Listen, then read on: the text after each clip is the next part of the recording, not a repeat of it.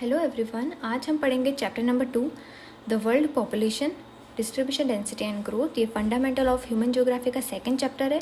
इस चैप्टर में मेनली हम पॉपुलेशन के बारे में पढ़ेंगे कि पॉपुलेशन क्या होता है, पॉपुलेशन डिस्ट्रीब्यूशन क्या है, पॉपुलेशन डेंसिटी क्या होता है, ग्रोथ क्या होता है, इसके अलावा क्या फैक्टर्स होते हैं जो किसी भी एरिया के पॉपुलेशन को डिसाइड करते हैं कि किस एरिया में ज़्यादा पॉपुलेशन हो सकती है, किस एरिया में कम पॉपुलेशन हो सकती है।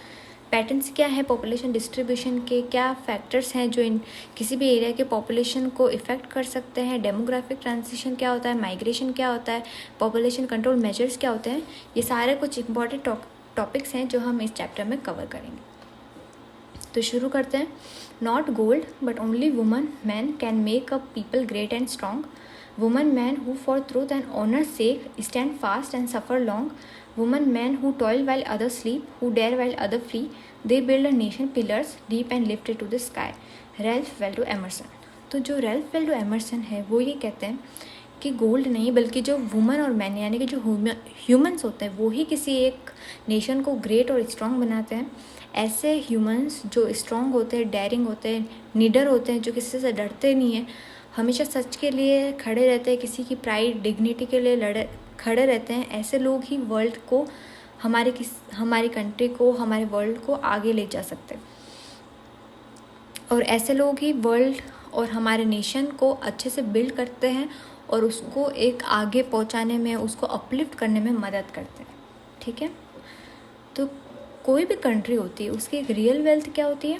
पीपल, यानी पीपल ही इम्पोर्टेंट कंपोनेंट है किसी भी कंट्री का, क्योंकि at the end of the day जो ह्यूमंस होंगे वो ही सारे रिसोर्सेज को यूज़ करेंगे, किसी भी कंट्री को अपलिफ्ट करेंगे।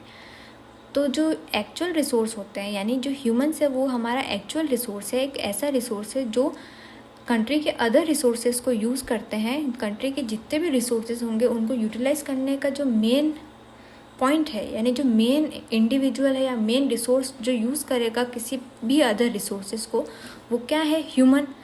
ठीक है, तो वो जो ह्यूमन होते हैं वो ही कंट्री के अदर रिसोर्सेज को यूज़ करते हैं और उनकी पॉलिसीज डिसाइड करते हैं कि किस रिसोर्स का क्या काम होगा। अल्टीमेटली जो ये कंट्री होती है वो किससे जानी जाती है? उनके लोगों से। The world at the beginning of 21वीं century recorded the presence of over 6 billion population, यानी कि 21वीं सेंचुरी के बिगनिंग में जो हमारे वर्ल्ड की पॉपुलेशन थी वो 6 बिलियन को क्रॉस कर चुकी थी। The remark of George B Cressey about the population of Asia that Asia has many places where people are few and few places where people are many is true about the pattern of population distribution of the world also। तो George B cracy है वो ये कहते हैं कि Asia एक ऐसी continent है, एक ऐसी प्लेस है जहाँ पर कुछ एक जगह है एशिया के अंदर जिसके अंदर लोग बहुत कम हैं और कुछ ऐसी जगह हैं जिसमें लोग बहुत ज़्यादा है। और वो ये कहते हैं कि ये जो पैटर्न है वो वर्ल्ड के डिस्ट्रीब्यूशन, पॉपुलेशन डिस्ट्रीब्यूशन पे भी लागू होता है। यानी वर्ल्ड में भी ऐसी प्लेसेस है जहाँ पर कुछ ऐसी जगह जहाँ पे लोग बहुत कम है और कुछ ऐसी जगह जहाँ पर लोग बहुत ज़्यादा है। इस चैप्टर के जो इंपॉर्टेंट टॉपिक्स हैं वो है pattern of population distribution in the world, density of population, factor influencing the distribution of population, population growth, some basic concept of population geography, component of population change, migration, demographic transition, population control measures. ठीक है, ये important topics हैं, आपको ध्यान रखने हैं। ये topic से ही हमारा चैप्टर कवर होगा। तो first, pattern of population distribution in the world, यानी वर्ल्ड के अंदर पॉपुलेशन का डिस्ट्रीब्यूशन कैसा है। Total number of people living in a specific area is known as population, यानी किसी भी स्पेसिफिक एरिया में कितने लोग रह रहे हैं उसको हम कहेंगे पॉपुलेशन। पॉपुलेशन का मतलब ही यही है कि किसी एक स्पेसिफिक एरिया पे कितने लोग रह रहे हैं। Pattern of population distribution and density help us to understand the demographic characteristics of any area, यानी कि अगर हम population distribution और density को समझ लेते हैं तो हम किसी भी एरिया के demographic characteristic को समझ सकते हैं। The term population distribution refers to the way people are spaced over the earth surface, यानी population distribution से हमें क्या पता चलता है, ये क्या टर्म है? इसका मतलब है कि किसी भी अर्थ की सरफेस पे कोई भी एरिया पे किस तरीके से लोग स्पेस्ड हैं। यानी कि आपने देखा होगा किसी किसी एरिया में लोग बहुत ज़्यादा रहते हैं और किन्हीं किन्हीं एरिया पे लोग बहुत कम रहते हैं। उसे ही हम पॉपुलेशन डिस्ट्रीब्यूशन कहते हैं कि हम एक किसी एक तरीके से समझ सकें कि कैसे अर्थ सरफेस पर लोग स्पेस्ड हैं या लोग रह रहे हैं, मतलब कितने लोग रह रहे हैं। तो ब्रॉडली 90% की जो वर्ल्ड की पॉपुलेशन है वो कहाँ रहती है? 10% ऑफ इट्स लैंड एरिया, यानी वर्ल्ड के 10% ज़मीन पर पूरी 90% पॉपुलेशन रह रही है, जिसमें से जो 10 मोस्ट पॉपुलस कंट्री है, यानी कि जो 10 ऐसी कंट्रीज जिसमें बहुत ज़्यादा पॉपुलेशन है, वो क्या करती है, वर्ल्ड की 60% पॉपुलेशन को कवर कर देती है। और जिसमें से भी जो 10 कंट्रीज़ है, जिसमें से 6 कहाँ पर लोकेटेड है, 6 एशिया में है।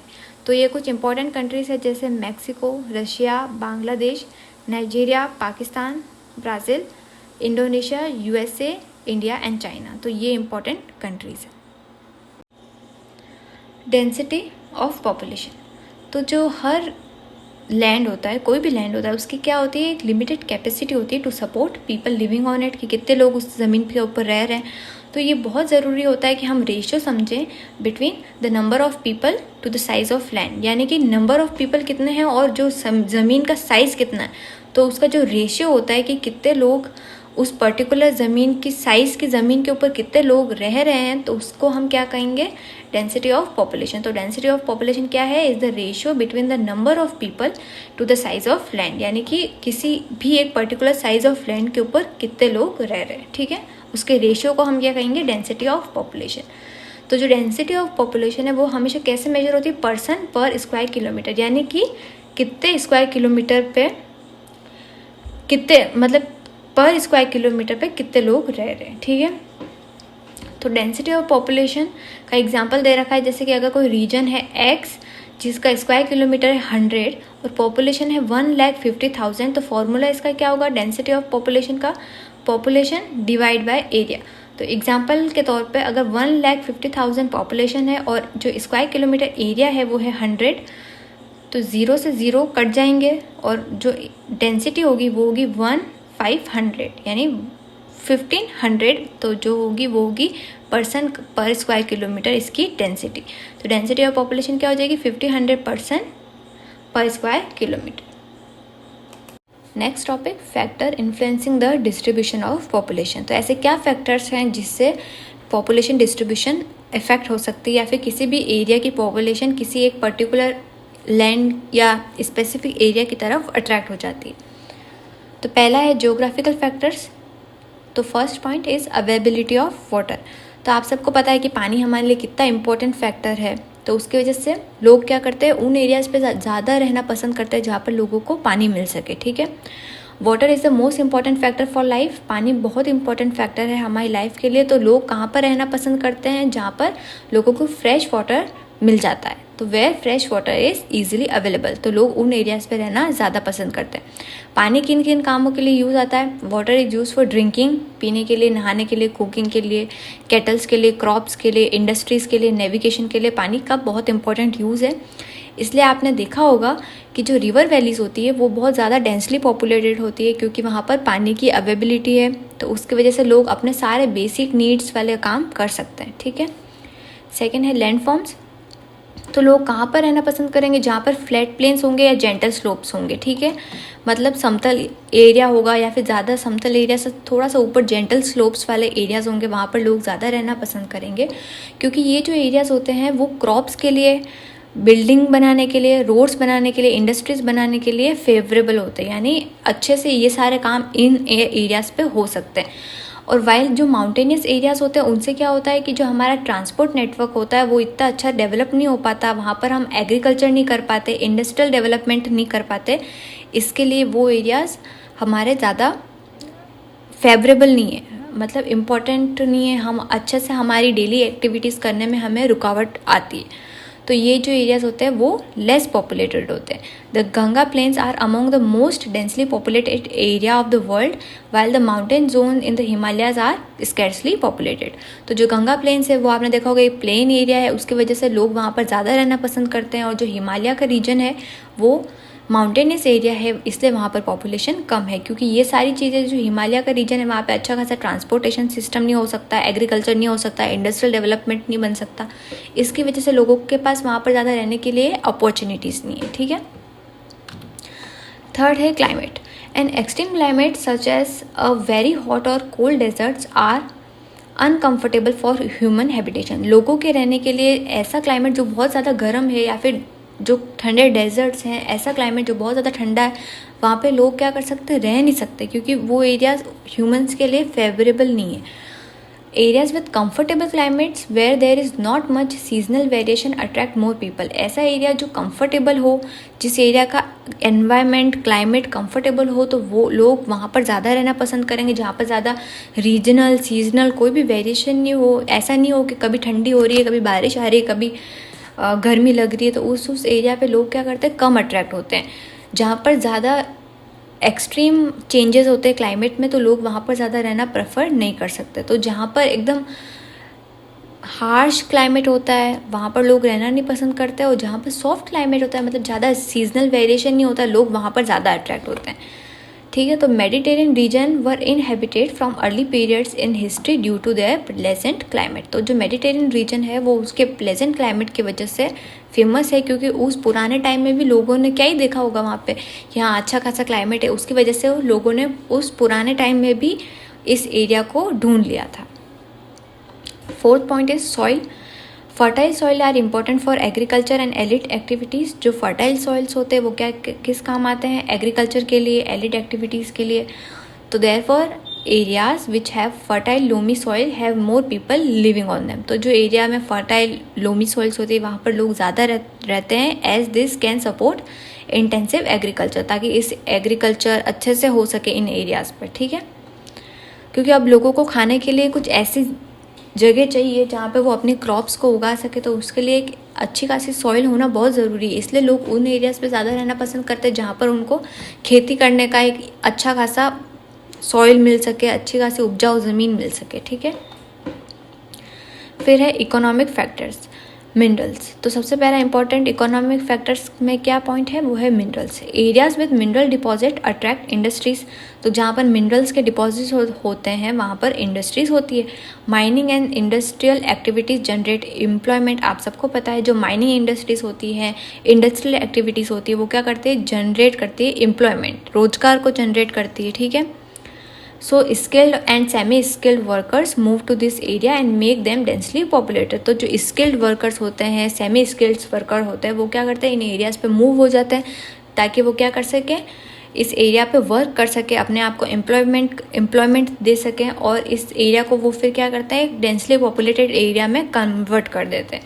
तो जो कटांगा जाम्बिया कॉपर बेल्ट है अफ्रीका में, वो इस टाइप की माइनिंग डिपॉजिट एक्टिविटीज़ का अच्छा एग्जाम्पल है। मिनरल कैसे इफ़ेक्ट कर सकते हैं किसी भी एरियाज़ की पॉपुलेशन को, तो उसका ये एक अच्छा एग्जाम्पल। सेकेंड है urbanisation.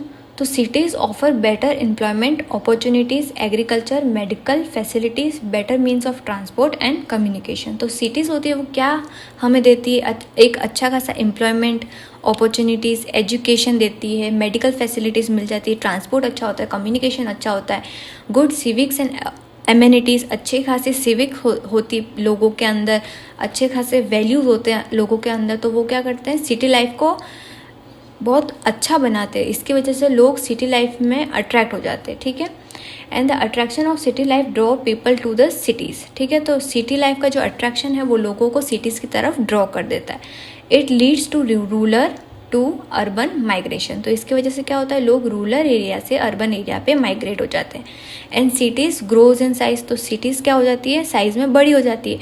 Mega cities of the world continue to attract large number of migrants every year. तो जो मेगा सिटीज़ होती है, बड़ी बड़ी सिटीज़ होती है, वो क्या करती है, हर साल अच्छे खासे लार्ज नंबर के माइग्रेंट्स को अट्रैक्ट करती है because of their opportunities and facilities which they have. ठीक है, फिर थर्ड पॉइंट है industrialization. Industrial belts provide jobs opportunities, attract large number of people. ठीक है, तो जो इंडस्ट्रियल बेल्ट्स होते हैं, जहाँ पर इंडस्ट्रीज़ होती है, वहाँ पर क्या होती है, अच्छी खासी लोगों को जॉब्स मिल जाती है, जॉब अपॉर्चुनिटीज़ मिल जाती है, लार्ज नंबर ऑफ पीपल होते हैं जो वहाँ पर चले जाते हैं।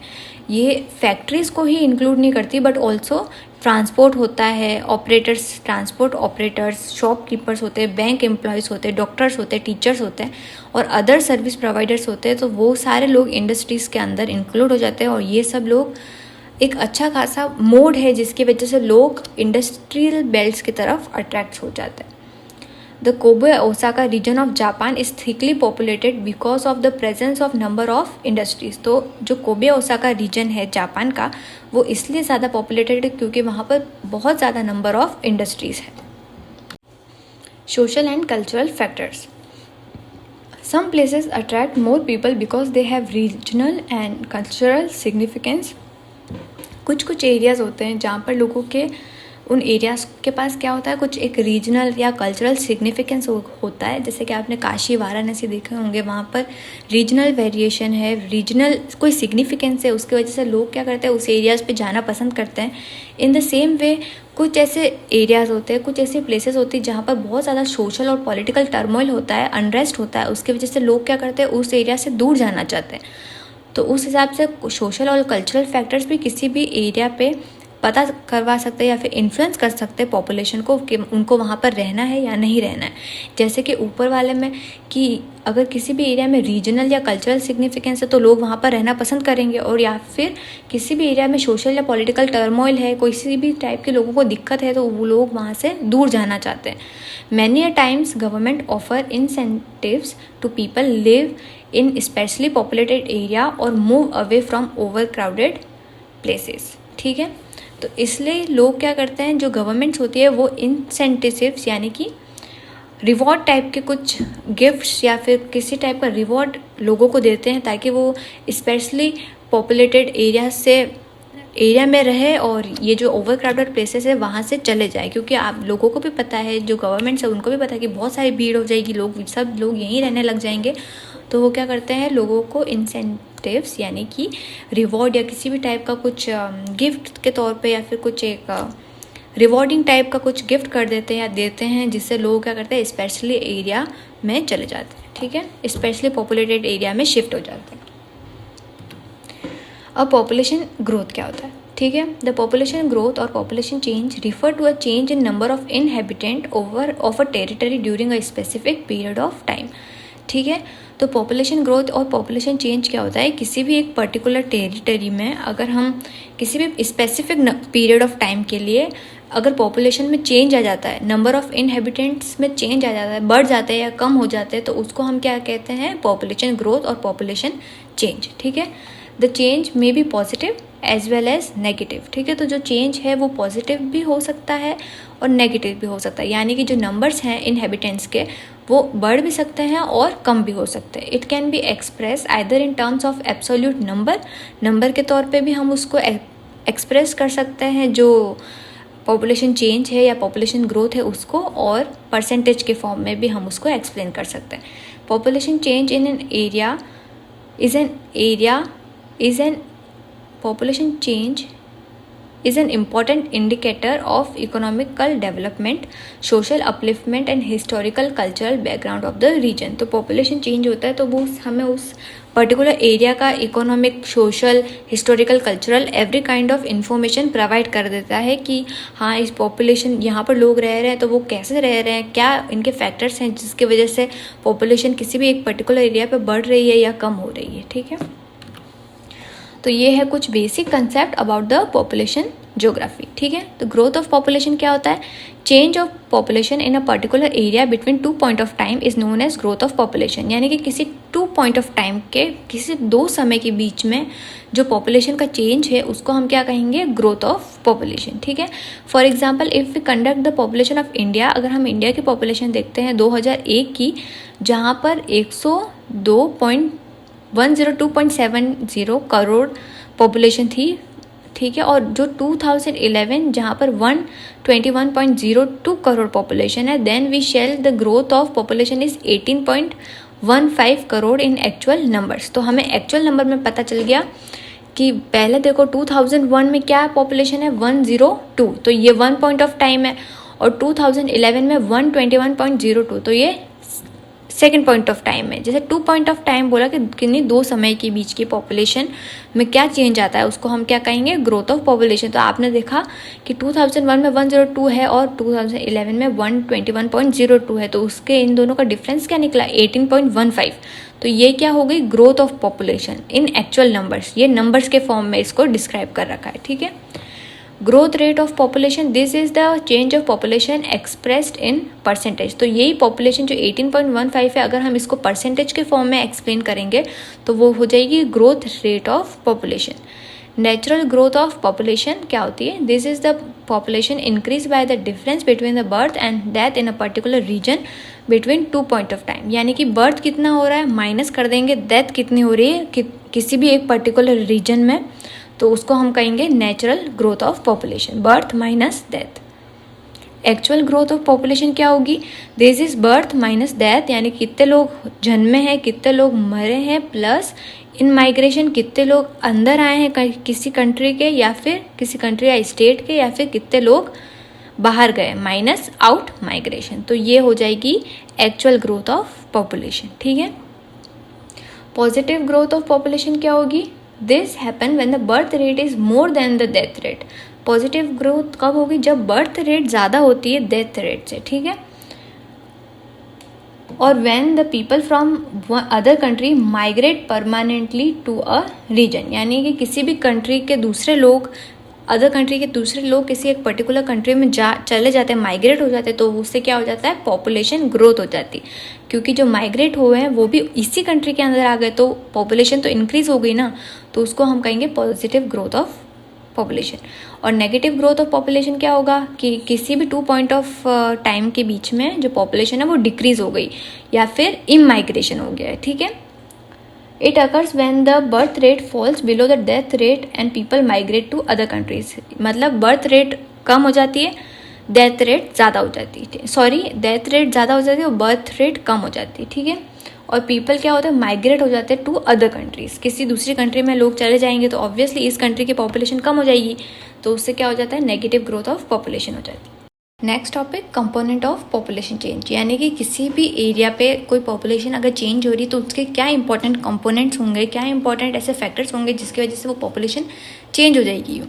तो फर्स्ट इंपॉर्टेंट कंपोनेंट है वो है बर्थ, यानी कि कितने लोग जन्मे हैं, डेथ कितने लोग को की डेथ हो गई, और माइग्रेशन। ठीक है, तो ये 3 इंपॉर्टेंट फैक्टर होंगे जिसकी वजह से किसी भी एरिया के अंदर पॉपुलेशन का चेंज होगा। ठीक है, द क्रूड बर्थ रेट, तो बर्थ से हम निकालेंगे बर्थ रेट कि किसी भी पर्टिकुलर एरिया की क्या बर्थ रेट है, is expressed as number of live birth in a year per 1000 people, यानी कि 1000 पीपल के बीच में कितनी लाइव बर्थ है, कितने लोग जन्मे हैं इन अ ईयर, तो उसको हम क्या कहेंगे, क्रूड बर्थ रेट। तो इसका फॉर्मूला क्या है, CBR equals to B/P into 1000। तो CBR यानी क्रूड बर्थ रेट, B का मतलब हो गया लाइव बर्थ कि कितने लोग जन्मे हैं, P का मतलब है मिड ईयर पॉपुलेशन, ये तो P में क्या होगा कि हम उस कंट्री की मिड ईयर पॉपुलेशन को इंक्लूड करेंगे और इंटू 1000। ठीक है, तो ये निकल जाएगी CBR। हियर CBR का मतलब हो गया क्रूड बर्थ रेट, B का मतलब हो गया live birth during the year कि उस ईयर में कितने लाइव बर्थ हैं, और P का मतलब हो जाएगा estimated mid year population of the area, यानी कि हम उस एरिया की क्या निकाल देंगे, mid year population. Death rate क्या होता है कि कितने लोग मरे हैं उस पर्टिकुलर कंट्री में। ठीक है, तो उसका जब हम यही फॉर्मूला जब हम डेथ रेट के ऊपर अप्लाई करेंगे, डेथ के ऊपर अप्लाई करेंगे तो हमें क्या मिल जाएगा, उस एरिया का डेथ रेट मिल जाएगा। ठीक है, plays an important role, active role in population change. Population growth occurs not only by increasing birth rate but also due to decreasing death rate. अगर किसी एरिया की जो डेथ रेट है वो इंक्रीज हो रही है तो उससे ऑटोमेटिकली क्या हो जाएगा, उस एक पर्टिकुलर कंट्री की या उस एक पर्टिकुलर एरिया की बर्थ रेट इंक्रीज हो जाएगी। Crude death rate is simply method of measuring mortality of any area कि कितने लोग उस एरिया में मर रहे हैं। ठीक है, तो इसका फॉर्मूला भी वो सेम है, CDR यानी क्रूड डेथ रेट। D का मतलब क्या हो गया कि कितने डेथ हुई हैं उस पर्टिकुलर ईयर में। P का मतलब हो गया मिड ईयर पॉपुलेशन आ जाएगी उस कंट्री की और या फिर उस स्पेसिफिक एरिया की इंटू 1000, तो ये हो जाएगा CDR। ठीक है, तो here CDR is equals to crude death, D का मतलब है नंबर ऑफ डेथ कि कितने लोग मरे हैं, और P का मतलब हो जाएगा mid year population of that area. ठीक है, अब नेक्स्ट टॉपिक है migration. Apart from birth death एक दूसरा मेथड भी है जिससे किसी एक पर्टिकुलर एरिया की पॉपुलेशन चेंज हो जाती, तो वो क्या होता है, माइग्रेशन, यानी कि मूवमेंट। अगर कोई किसी एक पर्टिकुलर कंट्री या एरिया से किसी दूसरी एरिया या कंट्री में जाता है तो उसको हम क्या कहते हैं, माइग्रेशन। ठीक है, when people move from one place to another, the place they move from is known as the place of origin and the place they move to is known as place of destination। ठीक है, तो जैसे कि अगर आप हो, आप आपके घर से आपकी सिटी में रहना चाहते हो, ठीक है, तो आपका घर आपके लिए क्या हो गया, प्लेस ऑफ ओरिजिन, और आपकी जो सिटी है जहाँ पर आप रहना चाहते हो वो आपके लिए हो गया प्लेस ऑफ डेस्टिनेशन। तो जिस प्लेस से आप निकलते हो, मूव करते हो, वो आपका प्लेस ऑफ ओरिजिन है, और जिस प्लेस में आप जाते हो वो आपका क्या हो जाएगा, प्लेस ऑफ डेस्टिनेशन। तो प्लेस ऑफ ओरिजिन होता है उसमें क्या होता है, डिक्रीज होता है क्योंकि या वहाँ से हम चले जाते हैं, और जो प्लेस ऑफ डेस्टिनेशन है उसमें क्या हो जाता है, पॉपुलेशन का इंक्रीमेंट हो जाता है, इंक्रीज हो जाती है। ठीक है। जो माइग्रेशन होता है वो इंटरप्रेटेड एज स्पॉन्टेनियस इफेक्ट होता है, मतलब एक स्पीड वाला फैक्टर होता है जिससे किसी भी एरिया की पॉपुलेशन चेंज हो सकती है। ठीक है। माइग्रेशन क्या होता है, परमानेंट हो सकता है, टेम्पररी हो सकता है, सीजनल हो सकता है। ठीक है। It may take from rural to rural, तो जो माइग्रेशन है वो रूरल टू रूरल एरियाज में हो सकता है, रूरल टू अर्बन एरियाज में हो सकता है, और अर्बन टू अर्बन एरियाज में हो सकता है, और अर्बन टू वापस रूरल एरियाज में भी माइग्रेशन हो सकता है। ठीक है। इमाइग्रेशन क्या होता है, migrants who move out of a place are called immigrants. तो ऐसे लोग या ऐसे माइग्रेंट्स जो किसी कंट्री से बाहर जा रहे हैं, ठीक है, तो उनको क्या कहेंगे, इमाइग्रेंट्स। ठीक है। People migrate for a better economic and social life, तो इन बेटर इकोनॉमिक लाइफ हो, लोगों की सोशल लाइफ हो, अच्छे से लोग अपनी लाइफ को एंजॉय कर सकें, इसके लिए लोग किसी एक पर्टिकुलर एरिया से बाहर चले जाते हैं। तो उसमें दो फैक्टर्स होते हैं जो लोगों को किसी भी एक पर्टिकुलर एरिया पे रहने या ना रहने के लिए इन्फ्लुएंस कर सकते हैं। तो जो पहला फैक्टर है वो है पुश फैक्टर, और जो दूसरा फैक्टर है वो है पुल फैक्टर। तो जो पुश फैक्टर होते हैं वो ऐसे फैक्टर्स होते हैं जो आपकी जो प्लेस ऑफ ओरिजिन है, जहाँ पर आप रह रहे हो, उसको लेस अट्रैक्टिव बताते हैं क्योंकि वहाँ पर कोई रीज़न ही नहीं है। जैसे अनएम्प्लॉयमेंट है, पुअर लिविंग कंडीशंस है, पॉलिटिकल टर्मोइल है, अनप्लेजेंट क्लाइमेट है, क्लाइमेट अच्छा नहीं है, नेचुरल डिजास्टर है, बीमारियाँ हैं, सोशल इकोनॉमिक बैकवर्डनेस है। तो उससे क्या होता है, लोग उस जहाँ पर रह रहे हैं, जो उनकी प्लेस ऑफ ओरिजिन है, वो उनको अच्छी नहीं लगती, उसकी वजह से लोग वहाँ से चले जाते हैं, जाना पसंद करते। तो वो क्या होते हैं, पुश फैक्टर, क्योंकि वो फैक्टर्स ऐसे कारण को ढूंढ रहे हैं, ऐसे कारण है जो उस जगह से उन लोगों को रहने के लिए अट्रैक्ट ही नहीं कर पा रहा, यानी लोग वहाँ पर रहना ही नहीं चाहते। इसकी वजह से लोग क्या करते हैं, हर कहीं दूसरी एक ऐसी कंट्री या ऐसे एरिया पे शिफ्ट हो जाते हैं जहाँ पे उनको बेटर अपॉर्चुनिटीज़ मिल सके। तो ये क्या हो जाते हैं, पुश फैक्टर, यानी ऐसे फैक्टर जिसकी वजह से लोगों को उनका प्लेस ऑफ ओरिजिन ही अच्छा नहीं लग रहा, तो इसकी वजह से वो क्या मिलता है, उनको एक पुश मिलता है, धक्का टाइप का मिलता है कि यहाँ पे रहने से कोई मतलब नहीं है। पुल फैक्टर्स क्या होते हैं, जो प्लेस ऑफ डेस्टिनेशन है, जहाँ पे लोग रहना चाहते हैं, उसको अच्छा अट्रैक्टिव दिखाता है, यानी कि यार वहाँ पे तो अच्छी खासी जॉब अपॉर्चुनिटीज़ मिल जाती है, लोगों को अच्छे से लोग रह सकते हैं, पीस होता है, स्टेबिलिटीज़ होती है, अच्छा खाना पीना सब अच्छे से चल रहा होता है। तो उसकी वजह से लोगों को वो जगह क्या करती है, अट्रैक्ट करती है, पुल करती है अपनी तरफ। तो वो क्या हो जाते हैं, पुल फैक्टर्स हो जाते हैं। नेक्स्ट टॉपिक हमारा डेमोग्राफिक ट्रांजिशन। ठीक है। तो हम इसमें डेमोग्राफिक ट्रांजिशन को समझेंगे। तो demographic transition theory can be use to describe and predict the future population of any area, यानी कि हम फ्यूचर पॉपुलेशन समझ सकते हैं किसी भी एरिया की अगर हम डेमोग्राफिक ट्रांजिशन थ्योरी को समझ जाते हैं। ठीक है। हम उससे क्या कर सकते हैं, प्रेडिक्ट कर सकते हैं कि हाँ इस कंट्री में आप पॉपुलेशन कहाँ तक जा सकती है, बढ़ेगी या कम होगी, उस टाइप से। This theory tells us that the population of any region changes from high birth and high death to low birth and low death as society processes from rural, agrarian and illiterate to urban, industrial and literate society। तो ये theory कहती है कि हमेशा ऐसा होता है कि मोस्टली ऐसा होता है कि जो पॉपुलेशन होती है किसी भी रीजन की, वो सबसे पहले शुरुआत कैसे होती है, उस पॉपुलेशन में हाई बर्थ रेट होती है, हाई बर्थ होते हैं लोगों के, और हाई डेथ होता है। ठीक है। फिर उससे क्या होता है, शिफ्ट आ जाता है टू लो बर्थ और लो डेथ। ठीक है। क्योंकि क्या होता है, जब हाई बर्थ और हाई डेथ की जो कंडीशन होती है उसमें क्या होता है, लोग जो होते हैं वो रूरल लोग होते हैं, एग्रीकल्चरल बेसिस पे काम करते हैं, इलिटरेट होते हैं।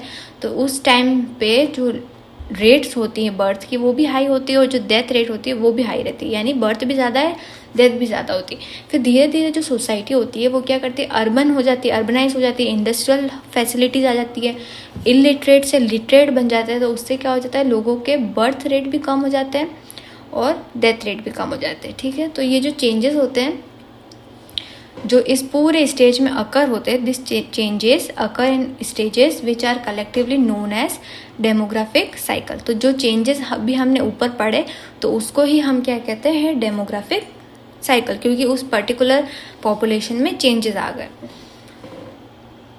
तो जो चेंजेस स्टेजेस में हम देखेंगे कैसे अकर होते, तो उस पूरे साइकिल को हम क्या कहेंगे, डेमोग्राफिक साइकिल कहेंगे। ठीक है, तो पहले क्या होता है कि रूरल सोसाइटी होती है, फिर क्या हो जाती है अर्बन सोसाइटी, और जो रूरल सोसाइटी होती है उसमें एग्रीकल्चर होता है, एग्रेरियन सोसाइटी होती है, और जो अर्बन सोसाइटीज़ होती है वो इंडस्ट्रियल बेसिस पे होती है। तो ये पूरा जो सर्कल होता है उसको हम क्या कहते हैं, डेमोग्राफिक साइकिल होता है। ठीक है, तो अब हम इसकी थ्योरी भी पढ़ेंगे कि क्या थ्योरी होती है।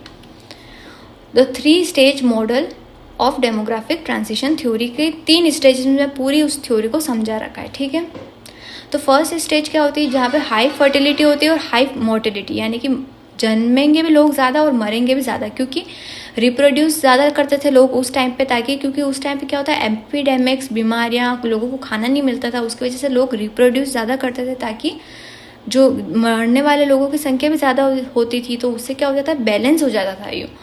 और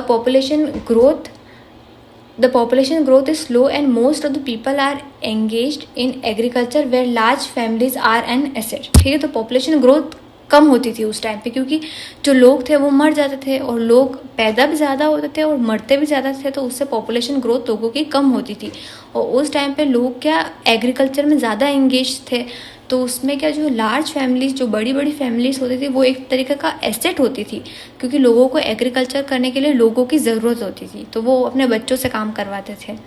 life expectancy is low, people are mostly illiterate and have low level of technology, तो बहुत कम लेवल ऑफ टेक्नोलॉजी होती थी लोगों के पास।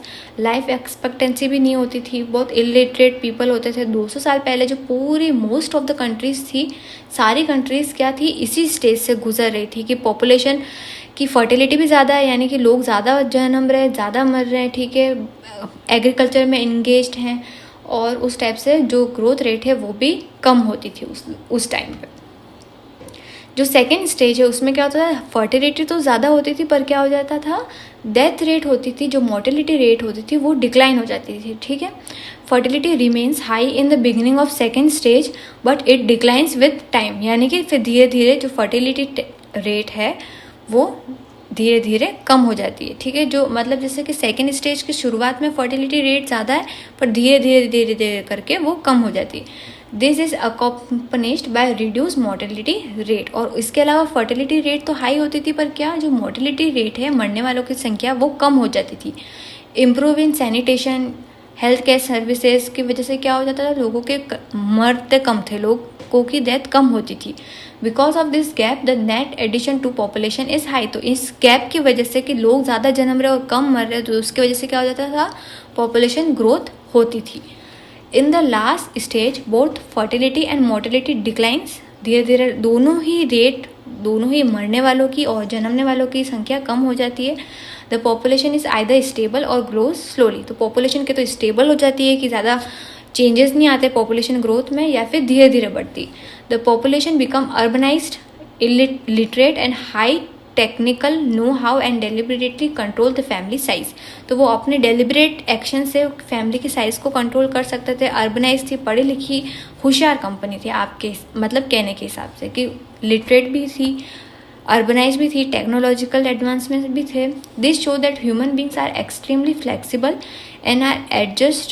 And are able to adjust their fertility, तो ह्यूमन बींग्स होते हैं बहुत फ्लेक्सिबल होते हैं, इसका मतलब ये जो शो करता है कि और वो अपनी फर्टिलिटी रेट को कंट्रोल कर सकते हैं।